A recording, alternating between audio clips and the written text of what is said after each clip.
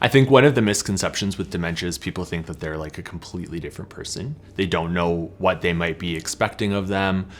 They might think that they might be aggressive. But the truth of the matter is that a lot of the time they just don't have a great memory. You would assume that just because maybe they're lacking in cognition in some areas, that maybe they don't understand at all what you're saying. Some people think that they're crazy, or some people just get mad at them because they forget things and it's not their fault. They are not proper in manner.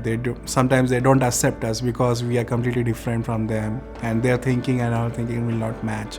But it's completely wrong. Coming in as a student, you go into a setting where it's a bunch of older people and they're going to be judging you, but usually they just want to talk to you. They want to know who you are. They still can do a lot of things. They can understand you. They have a feelings. They want to have a people around them. Oh, they don't remember anything. They don't need that joy. They don't need that happiness because they don't know. They know. We see that peace. We see that smile. We see that happiness on their face.